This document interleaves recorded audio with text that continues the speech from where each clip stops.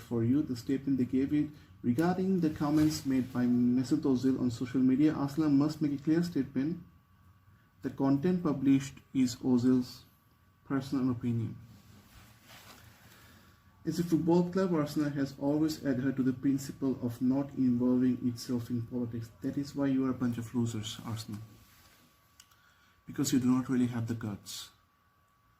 All you care about is your market in China, and you do not really have the guts. Hello guys, welcome to my YouTube channel. Today I want to talk about football, because my channel is about music and sports, so football is one of the sports I like, but it will also involve some sort of political talk, because like certain clubs, I'm not really afraid to talk about politics if it's the right thing to talk about. I'm making this video in support of Mesut Ozil, who has made a very justified statement about an issue which needed addressing from his part, and he was deprived of the support his club should have provided to him.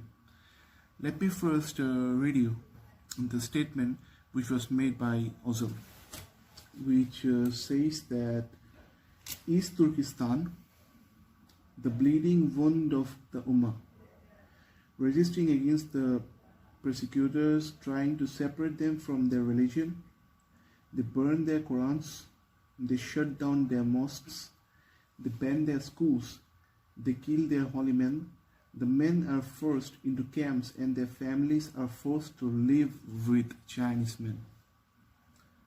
The women are forced to marry Chinese men. I wish it was to bury, but it's to marry the Chinese men. But Muslims are silent. They won't make a noise. They have abandoned them.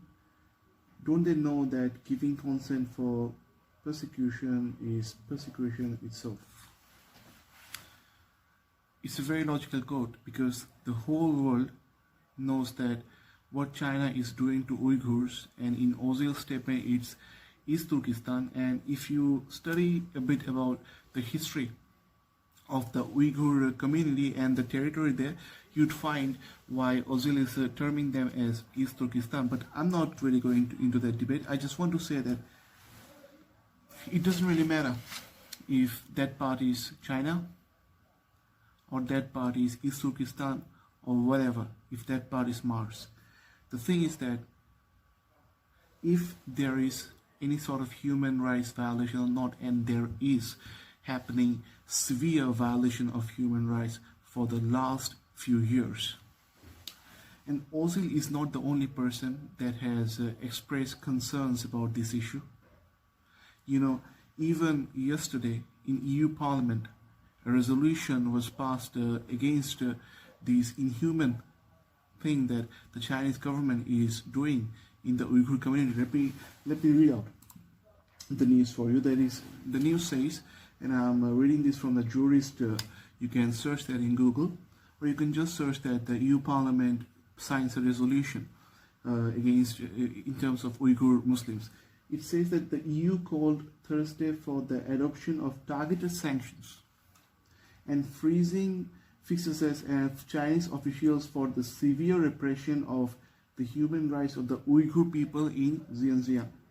The resolution was adopted by a show of hands, and the resolution states that Uyghur and other ethnic Muslim minorities are subject to arbitrary detention, torture, and extensive digital surveillance. Thus far, the tools used by the EU have not led to tangible progress in China's human rights records, and the dialogue with the Chinese authorities is vital, whatever. So EU has expressed its concern. Previously, UN had expressed its concern. USA and other human rights organizations had expressed their concerns. You know, even an Australian senior cabinet minister has rejected the Chinese claims that the detention of at least 1 million Uyghurs is utterly fake news. She has rejected that statement. That statement that it's a fake news was made by a Chinese official, and an Australian senior cabinet. She has rejected that claim.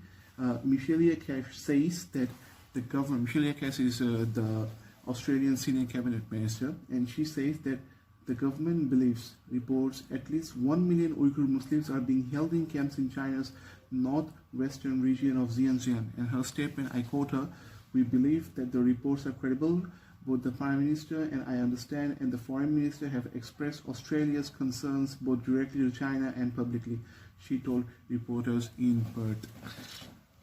So there is no doubt that there is enough substance in the fact that China is violating human rights in Uyghur. What are they doing?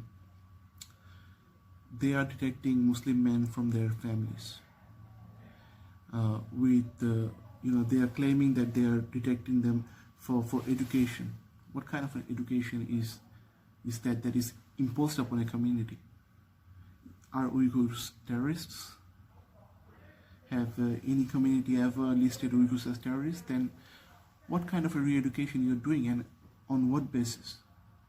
Then a terrible thing I read, and it was also in the statements or the statement of Ozil, that is, during the time the Chinese men are staying in those prisons, those camps, the Chinese community sends the Chinese official men to the families of those detected men, and those are called the Han Chinese, and they send those people in the homes of those Chinese men, and the wives of the detected Muslim Chinese people are obliged to sleep, and by sleeping I don't mean having sex, but they are obliged to sleep in the same bed with I think there is a minimum distance of which is very minimum. They are obliged to sleep very closely to Han men. This is what you call re-education? Is it a fucking joke? So the statement Ozil made that the Muslim world is silent is absolutely justified, because you see that EU Parliament is expressing its concerns. The Australian Cabinet Minister, the Australia's government is expressing its concerns, but where are the major Muslim countries? Where are the Saudi Arabias?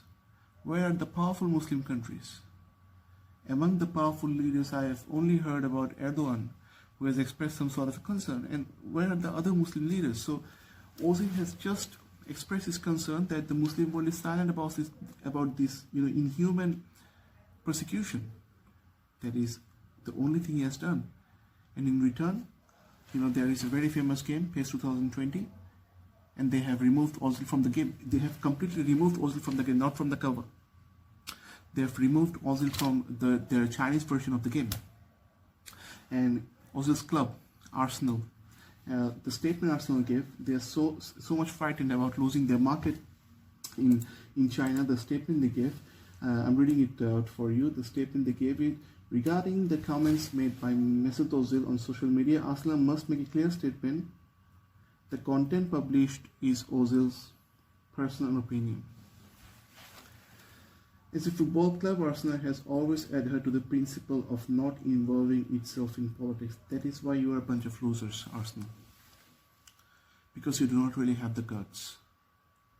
All you care about is your market in China, and you do not really have the guts. That is why you never win anything. You'll never win anything. This is the exact reason. And Ozil is wasted to play for such a club. He's just wasted. What a bullshit statement is this, spineless statement. They're just concerned about their market in China, and also the Pro Evolution Soccer Authority, who are so much afraid of the Chinese backlash that they remove the player completely from the game. For what? For making a statement which the whole world is making. It's completely bullshit, whatever Arsenal and Pro Evolution Soccer Authority have done. And I'm completely in voice with the EU Parliament. I support the statement of the Australian Cabinet Minister. I support all the statements that are expressing their concerns against the Chinese government's persecution against the Uyghur Muslims, and I support Mesut Ozil. Thank you.